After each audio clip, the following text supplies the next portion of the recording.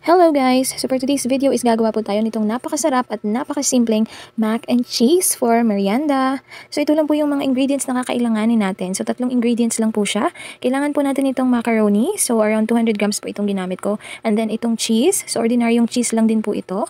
And then evaporated milk. So kung walang evaporated milk is pwede din po tayong gumamit ng fresh milk. Depende lang kung ano po yung available dyan sa inyo. So, yung first step natin guys is, ilagay lang natin yung macaroni dito sa ating pan. And then, maglagay po tayo ng evaporated milk. So, isang can lang po muna yung nilagay ko kasi ayoko naman na masobrahan siya ng liquid mamaya. Tapos, yung can is nilagyan ko lang din siya ng konting water. And then, nilagay ko na din siya dito sa pan. So, takpan lang po natin yan at hintayin natin kumulo. And after ilang minutes po is ganito na nga yung kanyang magiging itsura kapag kumukulo na siya. So, kailangan lang po natin itong i-mix-mix every now and then para hindi po magkapit-kapit yung mga macaroni natin. Ayan. So, talagang halo-halo lang yung sikreto nito. So, napaka-konti lang po ng ingredients nito pero kailangan natin ng konting effort para maluto natin siya ng maayos. So, nung tiningnan ko nga at medyo lumambot na yung ating macaroni, is pwede na nating isunod yung next ingredient natin which is, syempre, yung paborito ng lahat, or nang nakararami yung cheese. Ayan. So, naglagay na din po ako dyan ng cheese. So, hindi ko muna nilagay lahat kasi ayoko naman na baka maging super salty siya. So, paunti-unti lang yung paglalagay. At saka ordinaryong cheese lang kasi to. Kaya, wag muna natin siyang bonggahan sa isang lagayan. Then, takpan lang natin siya ng ilang minutes dyan. And then, i-check-check din natin. So, pag nakita natin na medyo kumukunti na yung sabaw, is buksan na din natin. Ayan. So, yung orange pala yan na nakikita nyo guys is cheese powder yan. So, tumigas na yung cheese powder ko. Kaya, ganyan yung naging itsura. So, nilagyan ko siya ng konti kasi parang pale yung kulay niya. Gusto ko yung medyo nag-yellow na siya ng bahagya. So, ayan. Para ma-enhance lang yung kulay niya. Pero, hindi naman po ito needed talaga. Optional lang. Kahit wala na po itong cheese powder is magiging maganda pa rin naman siya tingnan at masarap pa din kainin.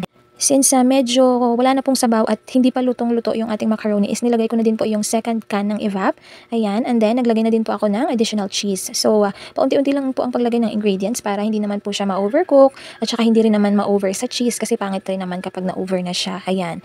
So, of course, wag natin kalimutan na talagang continuous po yung paghalo para mas maganda po yung pagkakaluto niya. At, ayan nga, at nilagyan ko pa siya ng kaunting cheese powder ulit.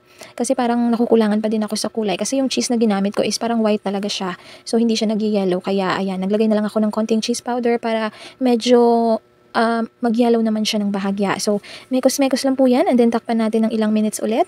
And then, after nyan is ganyan yung kanyang magiging itsura. Ayan. So, hindi pa natutunaw lahat ng cheese. Pero, tingnan nyo naman guys, napakasarap na tingnan. Talagang sauce pa lang. Talagang takam na takam ka na. Sa amoy pa lang niya talaga. Super. Yan, so continuous yung paghalo natin dyan. Ayan, tinignan ko na din kung okay na ba yung pagkakaluto ng macaroni. So, mukhang okay na yung pagkakaluto ng macaroni para sa akin. Kaya nilagayan ko na lang ng additional cheese pa. And then, after ilang minutes guys, ay lutong-luto na siya. Ganyan yung magiging itsura niya.